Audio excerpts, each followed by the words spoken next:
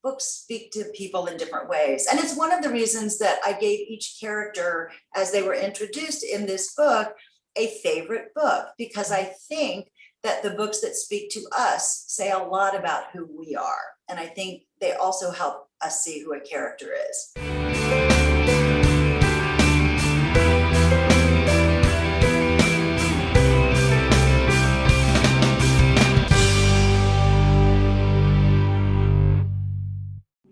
Welcome to Book Reporter Talks To, where today's guest is Wendy Wax, and we are going to be talking about her new book, The Breakup Book Club, which is a Book Reporter Bets On selection. I absolutely love this book. I've enjoyed Wendy's books for years and was even given a cameo character appearance in one of them, which I was very honored to have. The Atlanta Journal-Constitution has noted that Wendy writes with breezy wit and keen insight, and I think they're spot on. I do agree. And with that, welcome, Wendy. So nice to have you here. Thank you. It's great to be here, or sort of here. We're sort of here. We're somewhere. Yeah, we're both together someplace. Yeah. We're elsewhere, but we're here. We're elsewhere, but here. Let's start by you telling us a bit about the Breakup Book Club. Okay. It's a story about four very different women who meet and bond through a book club that meets at a historic a bookstore that's in a historic home with a carriage house. Judith's an empty nester who's questioning her marriage and the supporting role that she chose. Jasmine's a former tennis star and current top sports agent who's juggling a career and single motherhood. Aaron's high school boyfriend and fiance develops cold feet. And Sarah's husband takes a job out of town, leaving her with a difficult mother-in-law who has always believed that her son could have done better. So it is, like all of my books, frankly, a story of its interwoven journeys of self-discovery and especially the bonds of friendship that get us through the toughest times. And I just love the way all the characters weave together as they're telling, and they're helping each other out. And we're going to get into that more. But I'm going to start out with one of your characters references the first female discussion group that took place in 1634 in a ship sailing to the Massachusetts Bay Colony. Okay, is that fact or fiction? Well, I did do research and in fact, I really borrowed a lot from that particular article because it just struck me as so funny that what were they banished to? She was banished to Rhode Island, I think it was, or something, which just cracked me up. I was like, what? Was that the worst thing they could possibly do to you at that time? I don't know. But again, I'm not going to go on the record and claim this is completely exactly how everything happened. But an article that I read indicated that was, the earliest, thing that could be considered a book club. So. And I just love the way they gathered on the ship and what they were doing. And it was, I don't know, it was just steeped in that wonderful fact or fiction. I'm not sure. This could happen. I could picture the ship. I could picture the women. You write these wonderful female characters, Jasmine, Judith, Sarah, Erin, and Dorothy. Was one of them easier to write? Was one of them like, oh, I had her, like, who did you have first? Well, it's so funny. We were talking before. I am definitely a character-driven author. That is what I care about the most. I joke that it's too bad that plot and conflict are required, because if I could just create characters and put them in scenes and enjoy myself, that would be way fun. So I do always begin with the characters. In this case, I don't know, they sort of evolved in different ways than usual. Judith, of course, is probably the character closest to me. There's almost always, well, there are bits of me, I'm sure, in all characters that I write, intentional or otherwise. But Judith is living the life that is most similar to my own. She actually, when the story begins, is living in the house we used to live in the suburbs. I have used that house many times. I think Maddie Singer of 10 Beach Road lived in it. Lots of people have lived in my house and that neighborhood under fictional circumstances. So Judith was living the life closest to my own. And Jasmine was inspired very much by a woman that I met about 5 years ago. We left the suburbs and downsized to a high rise in town after we had lived up in New York for a while and realized we didn't need that kind of square footage, and we loved being in a walkable kind of place. So there is a woman in the building that I have gotten to know who is not Jasmine, does not do what Jasmine does, none of those things, but Jasmine has her personality and was inspired by her. So not me, but but just an interesting person in general. Everyone else, I don't know where they came from. Honestly, I never know exactly where they come from. Do I sound professional enough? Don't know. You don't know, but you know what? They're all so different. I mean, I feel like I would write the same character over and over. They're completely different. Was one easier to write? Was Judith's story easiest the one to write? Well, the Or Judith she lived in story your was house. I started writing her originally, during the pandemic and all of that. And I my husband and I were, trapped in a very small space because we downsized to a condo. And at the time, and we both have always worked from home, and it was tight. And many times I frankly joked with him that he was lucky to be alive because Judith wanted to kill that husband of hers. It was, because of her life and things she had chosen. And you'll see, I don't want to spoil anything, but she was uptight, and I was frankly venting, as authors often do, those kinds of feelings that we have. So Judith was very much inspired by that sense of where you get in a marriage over a long period of time and that sort of thing. As you know, my husband did actually die of COVID last summer. And so I have to say, we're, revising this book, having to proof galleys, having to read it over and over again. After that was one of the toughest things probably I have ever done. Judith and her husband were not us, but certainly I gave her a lot of things that I think someone married for a long time thinks about, or when trapped rails about, and so on. So it was, it became way more personal, frankly, than I ever would have thought. But yeah, I was so sorry to hear about John's passing, but I was thinking of you, like, where were you on the book? Like, were you still revising at that point? And it's your head, when something like that happens, go to 15 other places. And now focus in on reading this book and doing the copy edits, the details kind of thing, the details that come after the writing that people frankly forget about. Yeah, it was really hard. In fact, someone asked me if I had revised the book after he died. And well, I did, but I didn't change anything. I left the book as it was. And that was really hard too. But yes, rereading it and looking at it and thinking about, where we were while what was happening, all of that. This book became far more personal than I meant it to be, probably. But it was hard.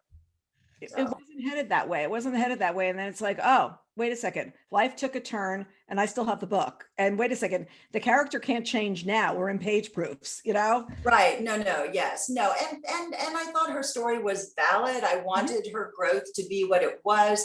I always start a story. I don't necessarily, as you know exactly where I'm going or all of or any detail.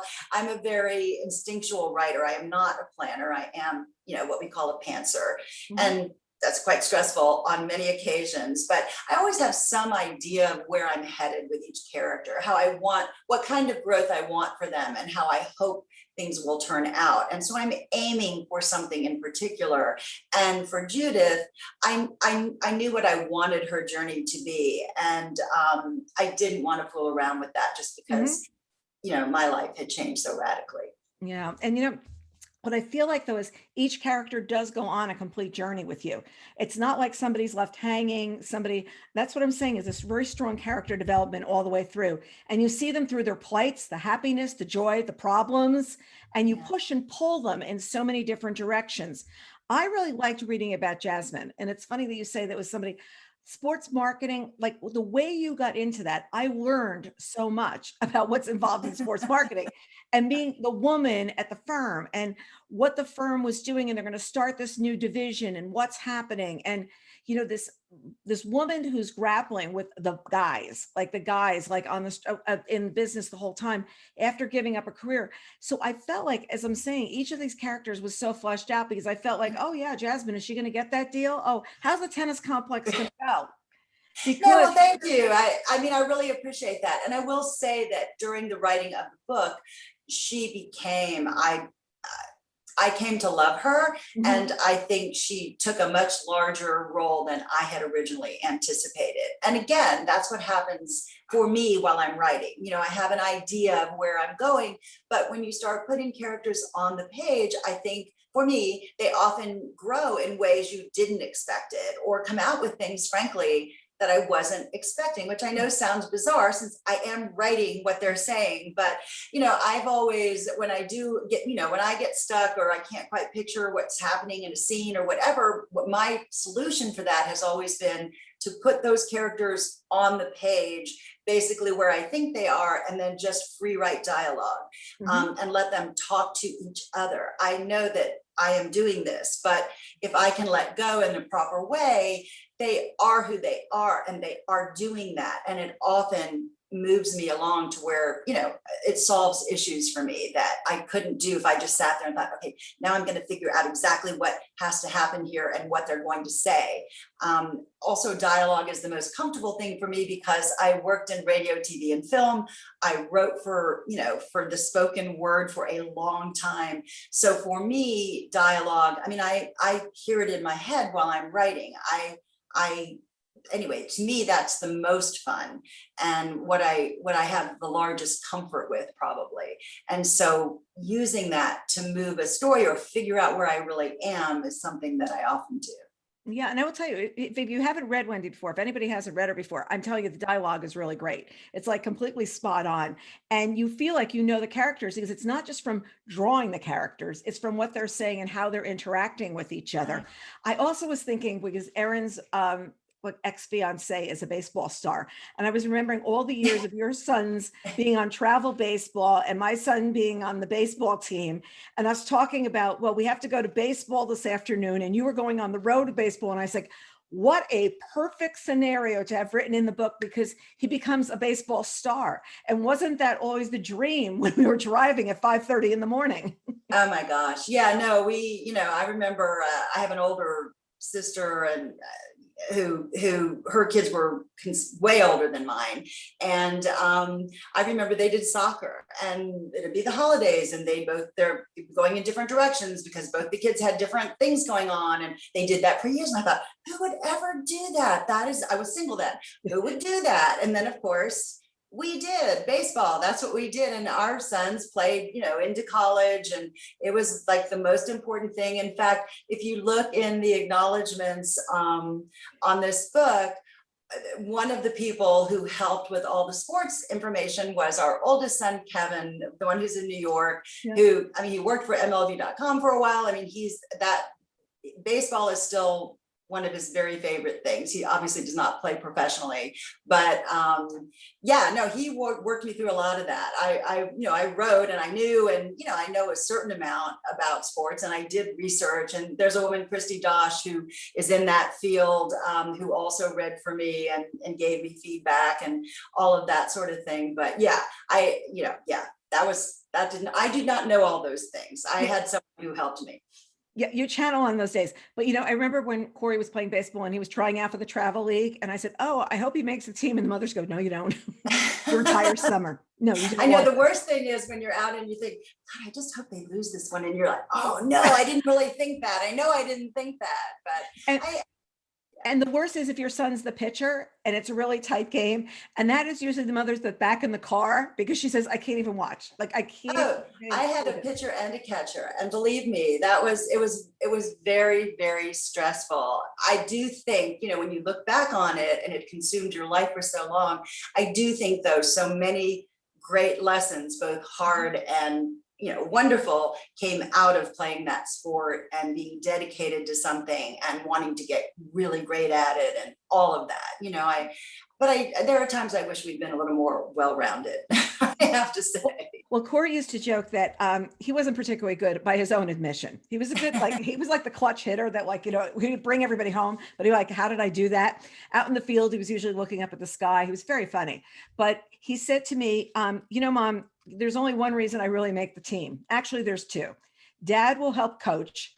He says, because he's working from home, and you bring books and talk about the books with the moms in the stands. And he goes, we all know what you're doing. That's hysterical. He says, Well, so that's only how I get picked. I will just say this, however it sounds, our sons were actually really good. Yes, you remember that. And that was exciting in its own right. And my husband was from another country, had never watched baseball. So when they were little, he had no idea, he never coached. None of those things ever happened, but I know he came to really appreciate the game, and especially how they felt about it and their excitement for it. So anyway. I remember so many times discussing that with you, Yeah. These women are going through these different phases of their lives, downsizing, put a new spin on their career or whatever. And I know you said that they sort of talk to you as they go along. Did you have any shape of this is where they're going to go career-wise, this one's going to do this or that? Like, was anything etched, or was it really just sitting down and playing around with them?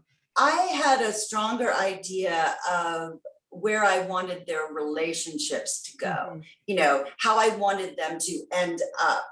But no, it's the thing, it's very stressful. And frankly, both of the women writers that I critique with and have for over, like 20 some years, also write in a similar way, in that, it comes out of what you wrote last. I mean, it is organic in the sense that I don't know until that happened that this can take place.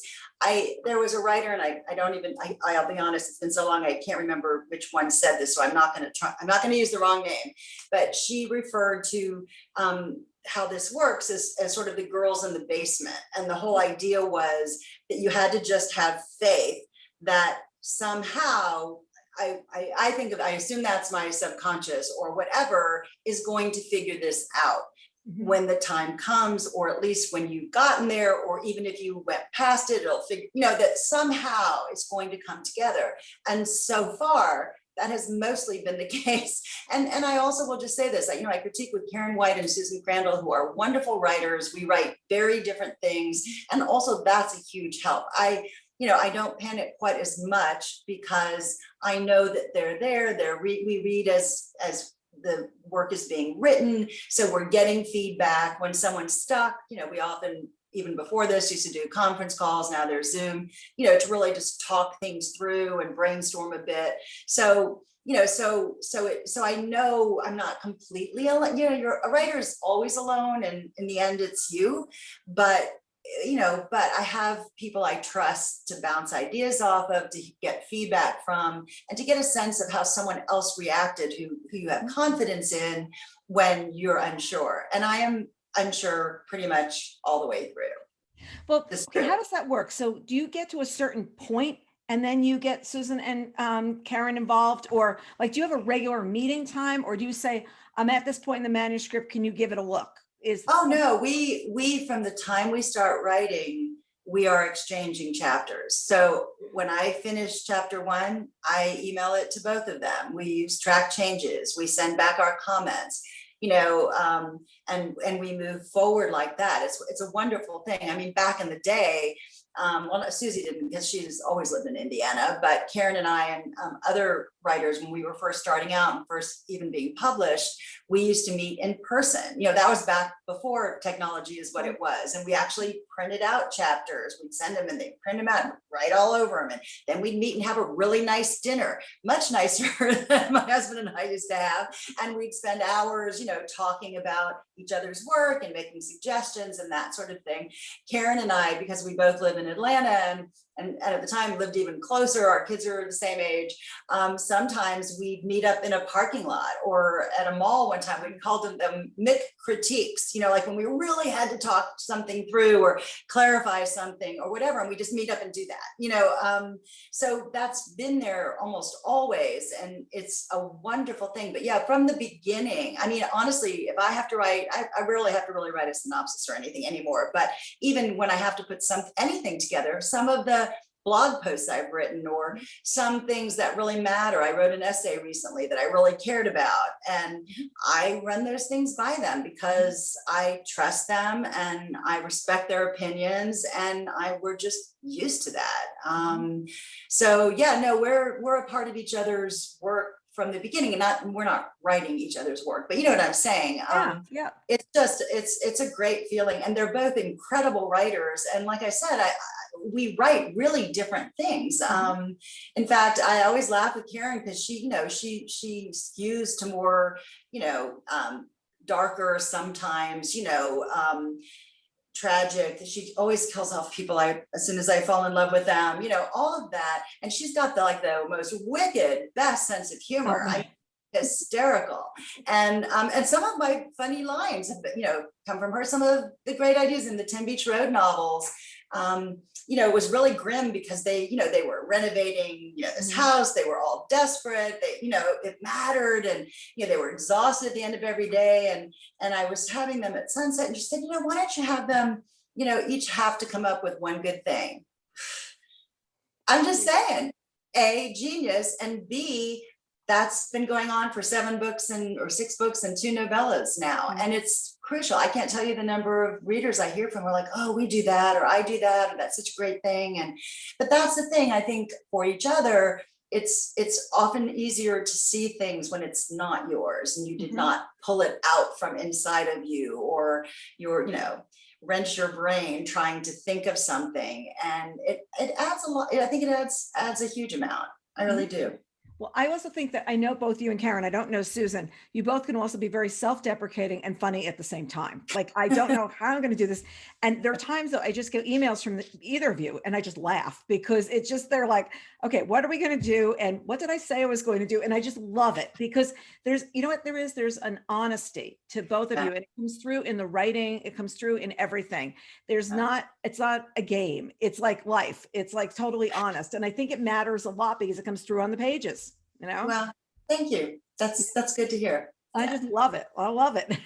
So the book club meets in the stores looking for a name. And I just love this because it goes on section after section.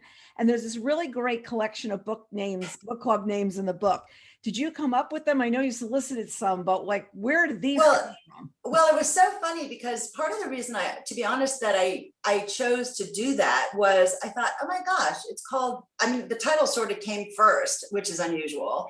And I thought, oh, the Breakup Book Club, well, if it's called that, everyone's going to think, people have to have had a breakup in order to join it. And it's going to that sort of ends any question about anything. And so when I started writing it, I thought, no, I think that's not true about them. That is not why they're in this book club. They did not join it because, they broke up or had their heart hurt or, anything like that. They exist. And that was when the idea came, oh, it'd be really fun. What if they're trying to figure out what they should be called?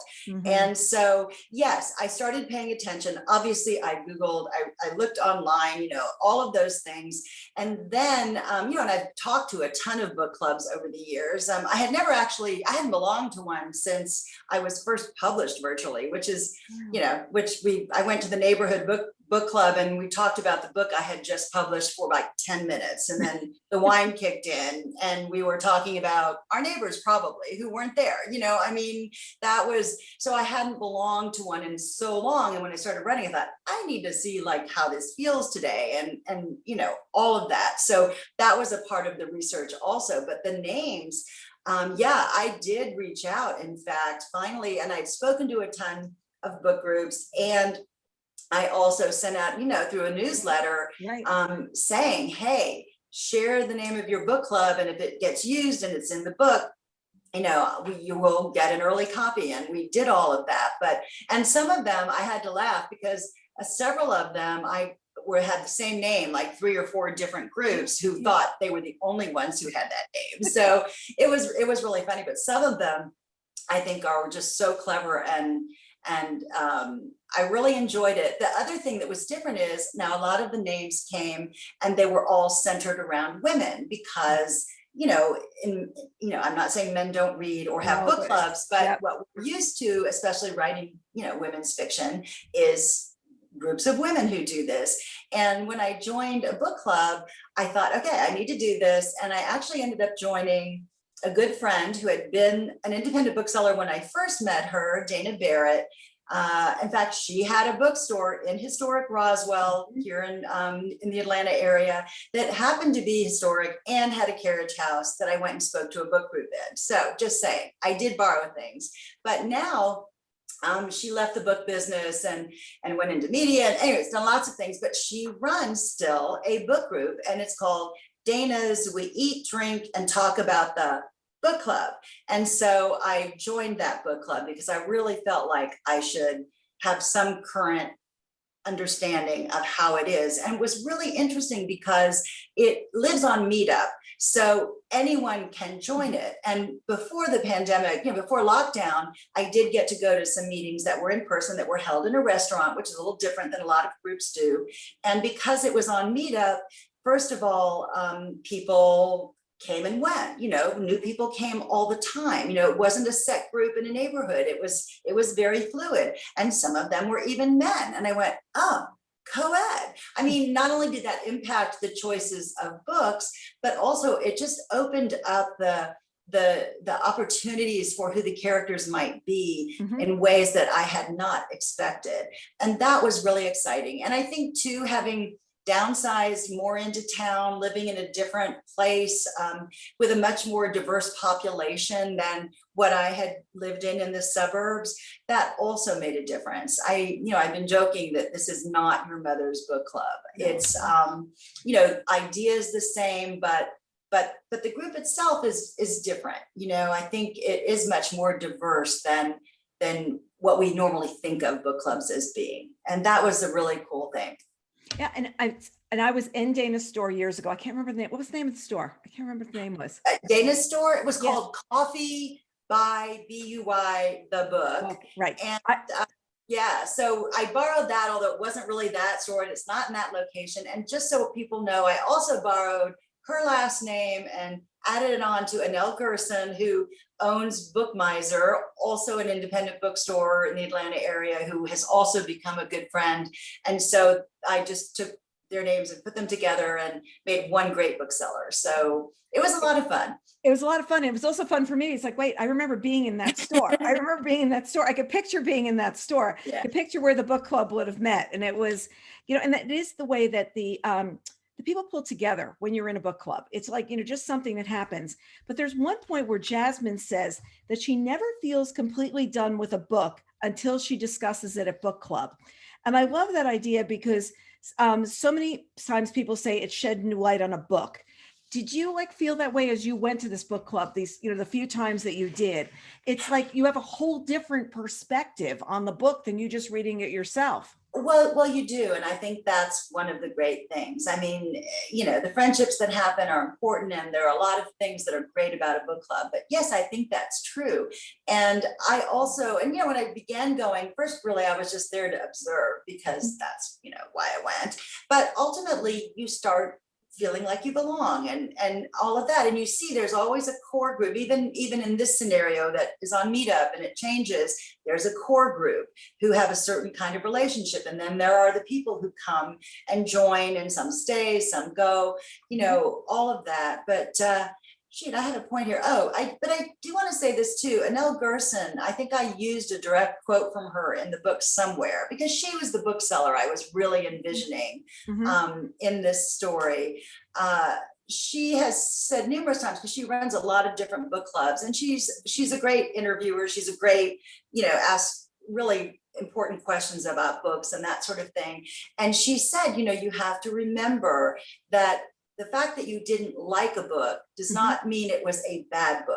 It simply means it didn't speak to you, or it wasn't good for you. And that's part of what I love about books in general, is that we all are drawn to different things. And I mean, I had a neighbor for the longest time, and we both loved to read, and we were constantly exchanging books, that we thought, you want someone to love the things you love. And we never did.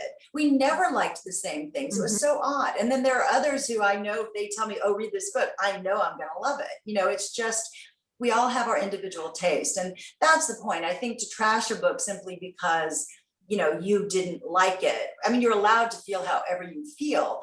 But I do think, books speak to people in different ways. And it's one of the reasons that I gave each character, as they were introduced in this book, a favorite book, because I think that the books that speak to us say a lot about who we are. And I think they also help us see who a character is. I totally agree. I was in a, I actually had never been in a book club till a couple of years ago.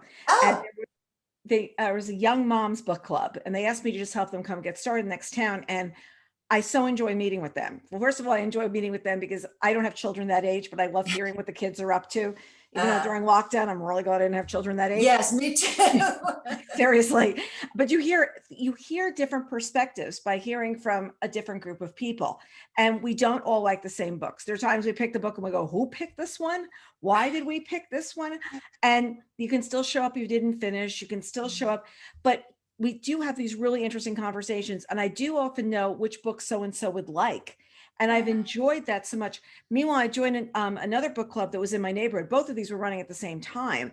And that one broke up. And these mothers, the Young Moms Book Club, we did a meeting during Zoom where we never discussed a book. We just discussed our lives.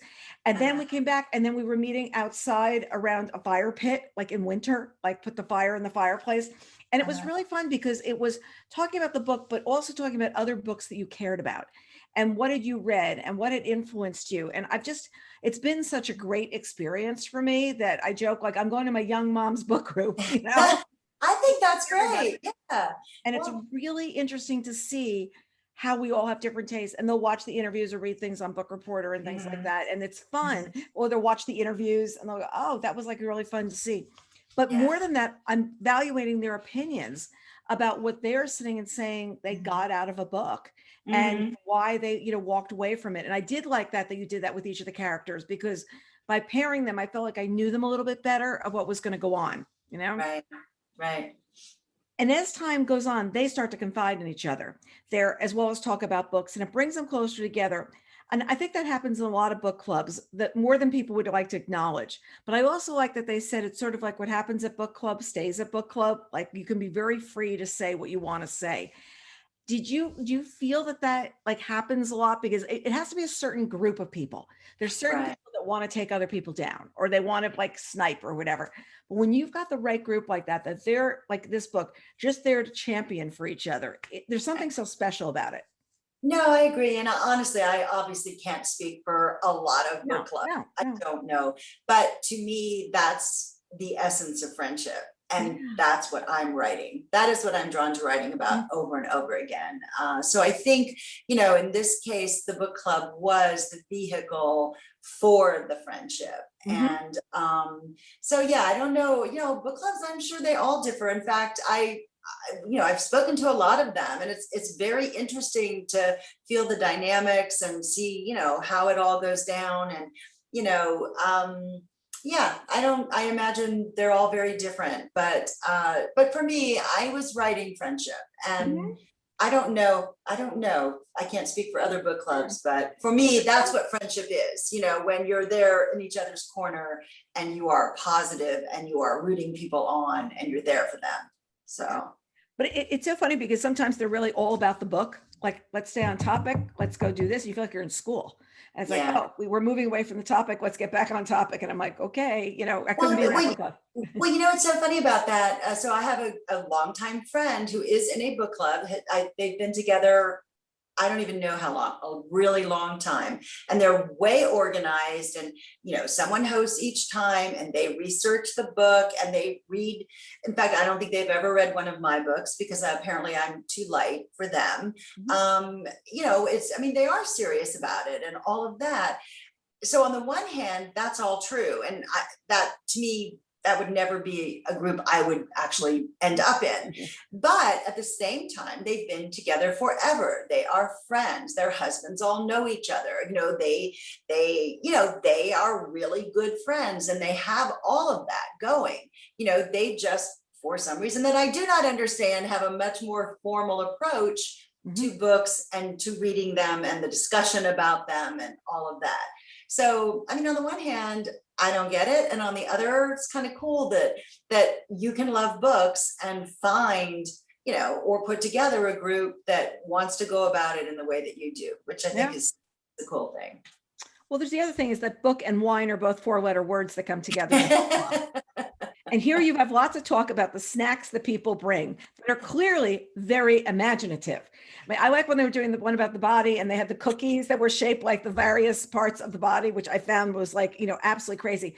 Have you heard of people being this clever? Because we have readinggroupguys.com as one of our websites, and some of the cleverness of people totally astounds me. No, What? yeah, I know it's not me. I mean, I'll be honest, that is not me, but I'm always fascinated by what people do. And I've spoken to a lot of book clubs. And so I've been to ones where they actually dressed up like the characters, or, the 10 Beach Road novels, there are always cheese doodles, and there's always, things that come out of the story and the theme and all of that. But yeah, no, my hat's off. I mean, there are people, who have great imaginations, who really want to, participate in the book by doing that. And I think that's really, it's really a cool thing, but that would not actually be me in real life.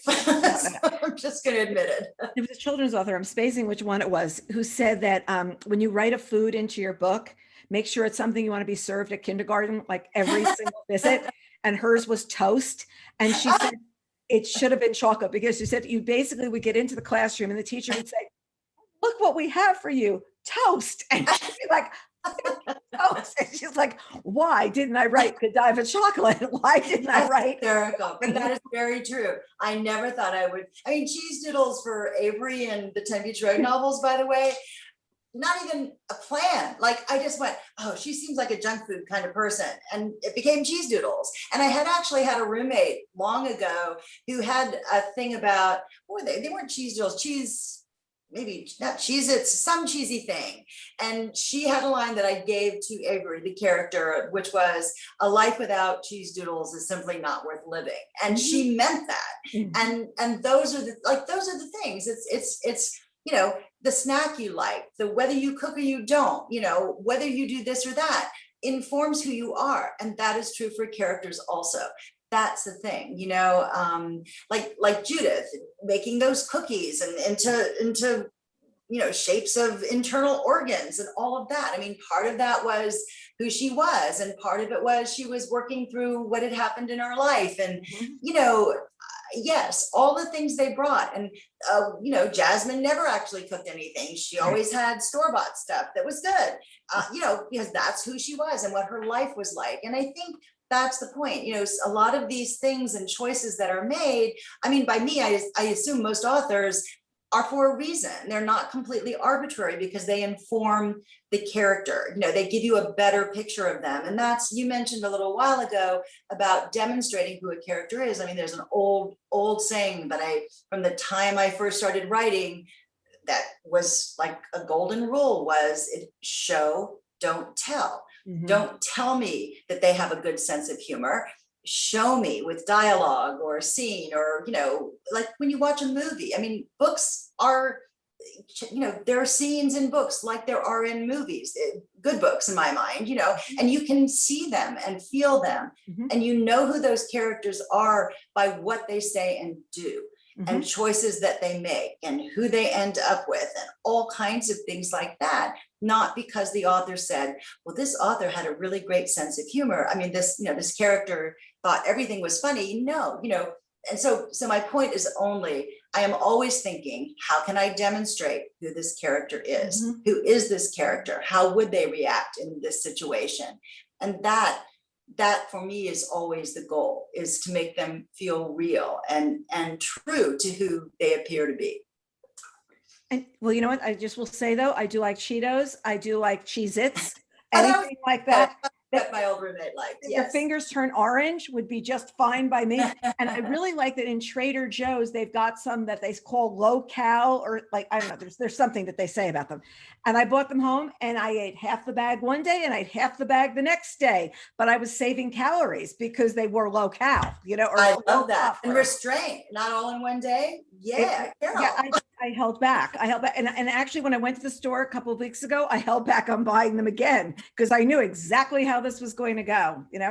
We have one woman with, before COVID at our book club would bake, and she'd always bake something tied into the book. And Julia was just like so wonderful that she'd show up with something. And we never said, could you make this in advance? She would just come up with something and bring it. And it's not like we had to have something to eat. Right. But I did love when Jasmine got the stuff delivered, like, and they were fabulous. And she says, "What do you care? They're fabulous. Where do you care where they came from?" So totally true. Totally true. So since the book groups are virtual these days, if anybody's calling into you, do you still get to pour a glass of wine like when they're virtual? Because it's like, you still have to pour the wine at your house, right? To chat with them. Oh, yeah. I thought that was a requirement, actually. I didn't even know that was an optional exercise, but yes. Well, sometimes in the middle of the day, I try not to do that. No. In fact, I've discovered I am not a good day drinker. It's just not good. It's not a good thing for me because I'm just sort of done. But yes, I think I agree. Wine, I know it's almost a cliche at this point, but really, I think it belongs at book clubs. And there you go. There you go. There you go from there. There you go. Sprinkle in the book, they're definitions of some words. Like they're just some words and they're definitions. And as I was going through, I usually try to figure out, okay, why did this happen? Why did this happen? Okay, you got me stumped. What was the criteria to get a definition of the word? And was there a common thread, or how did this happen? Well, I gave that to Sarah, who is the person, the obsessive reader in the group, who also, I think taught reading and, to whom books had been her means of survival really for a lot of her life. And she was just a word person. And I don't even see, again, that was not a plan. I just remember when something happened that was really negative, the first one that happened, I realized, oh, that's the definition of this word is what just happened to her. Yeah. And I thought, she is that person. And I don't know, it just sort of happened. And then of course, it was really only her that I used those definitions for, because it became a thing about her. It's so funny. I didn't notice that. There were my close reading skills. I didn't notice she was the only one that said it. Well, I'm pretty sure, because that's my close writing skills. I'm pretty sure it was only her, but I could be wrong about that. But I was holding down the pages. Like I fold down pages, which I'm just notorious. I always have to have a galley because I can't do the ebooks, and I fold down the pages. And I kept folding down pages. And I realized I was holding down all the pages that had the definitions on them because I wanted to make sure I asked that question. So when I looked, I was like, why was that? Oh, that's another one with a definition on it, Yeah, that just sort of happened. But again, in my mind, that was Sarah, that was, how she would think, words mattered to her. I don't know, it just felt right. So the title was always The Breakup Book Club. Like when you decided the proposal of this was like the title was going to be. And that's a first. I can't even explain why. It just, don't know. Because usually, as you know, in this business, usually you start with sort of a working title, and then later, there are discussions that go on and on about it. And, in fact, my favorite title of the books I've written was Leave It to Cleavage long ago. And I had to actually lobby for that title because they'd send you all these lists of, no, we don't like your title. Here, what about all these? We've been talking about it. Like, here's more titles. And they keep throwing them at me. And then one time someone sent me a thing that said, okay, well, these are ones that we rejected. Ha ha. And one of them was Leave It to Cleavage. And I saw that it was that is like the most perfect title for that book ever. But I had to really, beg is maybe the wrong word, but I had to be really clear how great I thought it was. And actually that title alone sold that book. In fact, okay, this is forever ago, that book, but I still remember the line that sold it. It's a story about a jilted housewife and former Miss Rhododendron who must save the bra business and her family's bra business and the town it supports. Yes, I remember this. But that was the whole story. But it was a journey of self-discovery. It was all the things that I later wrote in, I think, more detail and, a little more complex. But yeah, titles are, I don't know. Usually they come later, but, anyway. But it's really interesting because you look at this, The Breakup Book Club, and you think, oh, is this going to be deep or whatever? I found that I was so vested with these people. Like, I'm going to remember these characters. And it was interesting because as I was reading, I remember I texted you over the weekend. I go, I love this book. I really love this book. And I did, because I just felt like I felt passion for all the characters. I think that it's, it's one of those books where everybody is gets honest with themselves as time goes on. And I think that I have this theory that everybody's not honest till they turn about 40 and they get more honest as time goes on.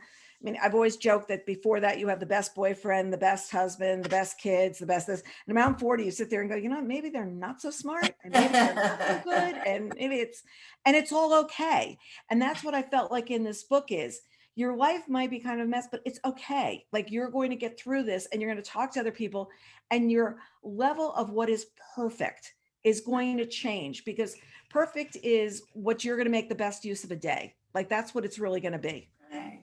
Well, you know, I'm writing journeys of self-discovery all the time. And I think I write point of view female characters. I think women are the strongest beings on the planet because we have to be.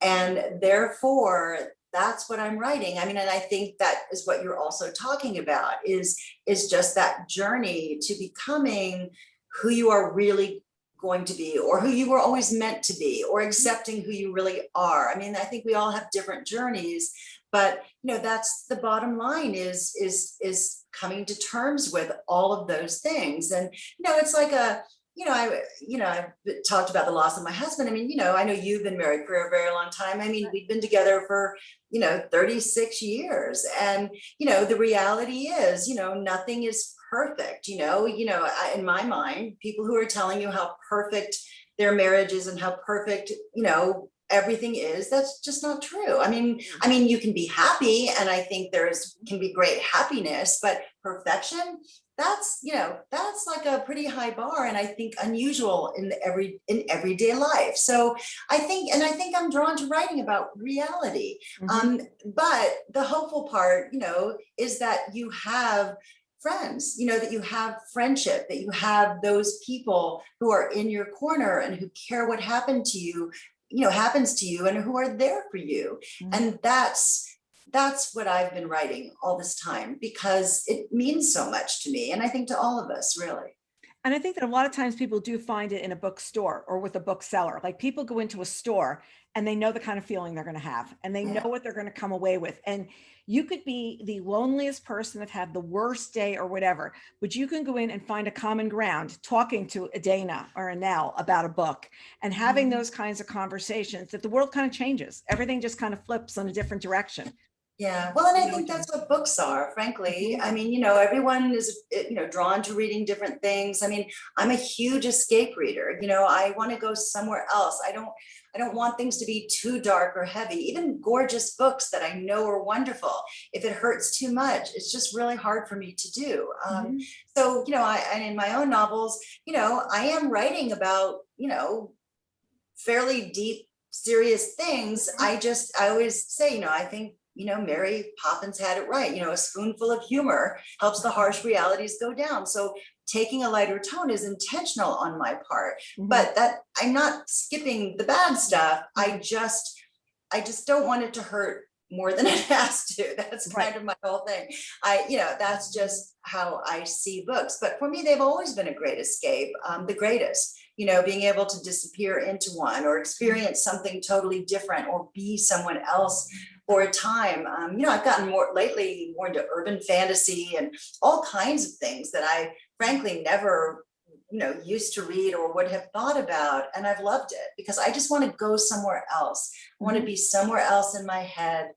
And I want to experience something that feels good to me, and of course, as you know, books, how subjective can you get? Like there is nothing more subjective than how people relate to a book. No, and sometimes says I just didn't like it. I'm like, okay, that's okay. You didn't like it. I did. It's okay. You don't have to love everything I love. It's like, perfectly fine. No. And it's also, some books come to you at a certain time and make you feel a certain way. And if you go back and look at it later, it's like, I get it, but it's not what I thought it was. I just didn't like the same way. I think that's exactly right. So the cover. So was this always the cover? Were they playing around with the cover? And were these in the book? That's what I was trying to figure out. Who makes it? Okay, so, well, I want to say the wrong thing. Will my publisher be listening to this? I don't know. It's possible, right? So, okay, so let me say this about that. They, shared a couple of covers, but this was it from the beginning. There was no question. It was great. Right. I fell in love with it right away.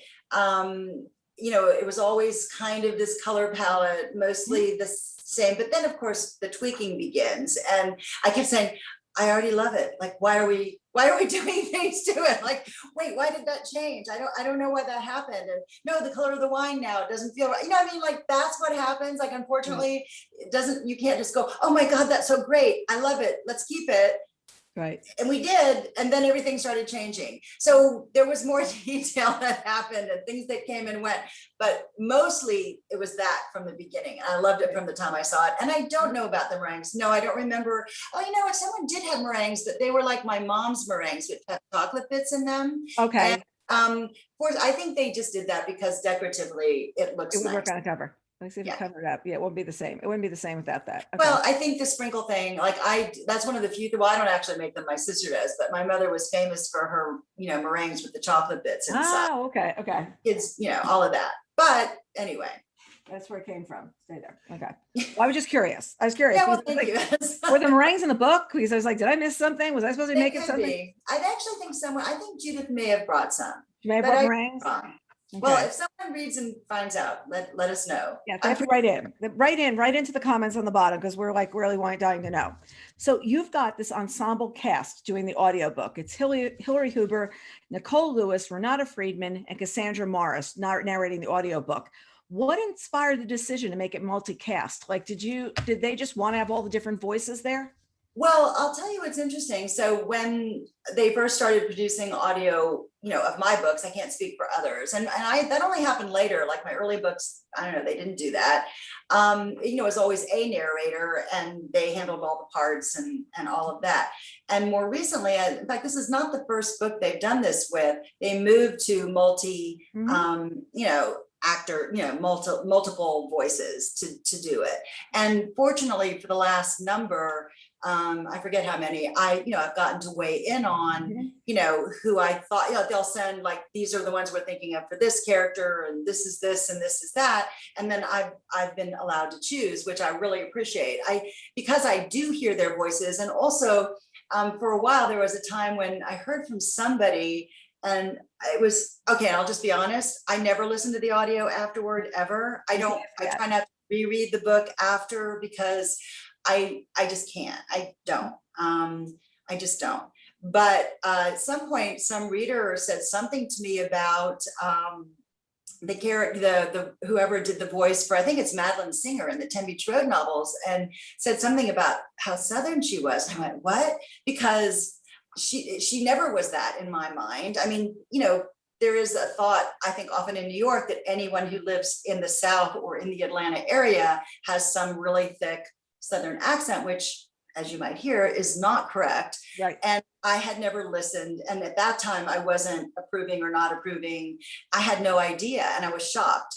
And so ever since then, I always send in, this is said here, but none of these characters have a Southern accent. I'm like, I've been really careful about it. But now they do this, and I do get to hear who the choices are. And they've been doing multiple, I should know, but that has been going on for a while. Yeah, I really like it because it's like this ensemble cast kind of thing. So you actually know who's talking, and I think it's with such a character-driven book like this, I think it completely works. Yeah, no, I was really glad they were doing that. And someday when I'm far enough away from a story, I might listen.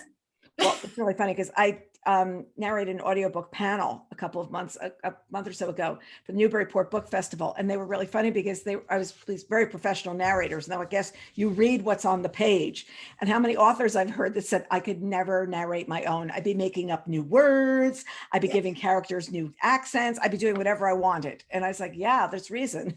But also I think it's better to use voice actors because they're professionals and they can do justice to what you wrote. Hopefully. I mean, I would much rather that. In fact, my first books, I reserved the right to do that because I used to do voiceover work and, worked in that field for quite some time. But honestly, this is a very different, this is acting. These people are acting. They're not just reading words with a nice voice. So I think there's a very big difference. I mean, I would have never chosen me for any of this. I would have said, I'm really glad to have professionals. Well, and they actually say they're performing. That's what they say. They're performing.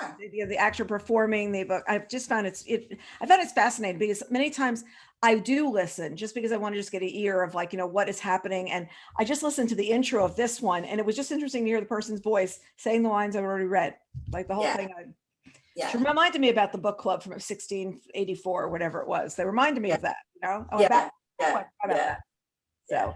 So next, a break, what are you up to next? Like, Yeah, I'm taking a break. I've been published for 24 years, I think it is, something like that, on a regular basis. And, as I've already said, this last year has been especially brutal, and my thinking is not as clear as I would like it. And I am just going to take some time off.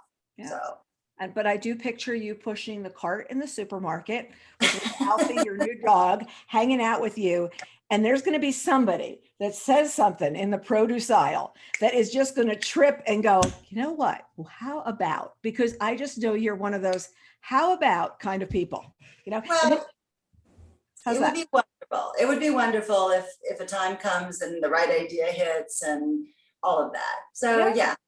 Well, I'd be ready. If not, I'm sure that Karen and Susan are like ready for you to just like keep reading theirs. Yeah, in fact, we're having our first retreat in a year and a half, almost 2 years, in September, and I'm coming. I don't know that I'll be writing, but I'll be hanging, and yeah, it's all good. You could be hanging by the pool and just say, just call me when it's time for the pages. Pages, please. Bring me the pages. That could be good. That could be good. I am so glad we got to do this. I thoroughly enjoyed the book. I think, and it's funny because I presented this book at a lot of publisher previews for librarians. And this is one of the books, even for our Bookachino Live, it was one of the books that people most wanted to read. Now, maybe it was my presentation of the book, joking, but I think probably that. I'm joking. I'm totally joking. But it was one of the books that always came up like highest that people wanted to read. And I think that they're charmed by the idea of a book club and what ends up happening with this one. And I will tell you that anyone who reads it, you're not going to be disappointed because it's a fun ride. It's a fun ride. And you're going to, especially for me, for Jasmine, I really feel like I know this person. And I learned so much about sports marketing. So there you go. There you go. Wendy, thank you so much for joining us today. It meant so much to me that we were able to do this. Thank you. Really, it was great to be here. So much fun. And to our readers, look forward to seeing you next time on Book Reporter Talks To.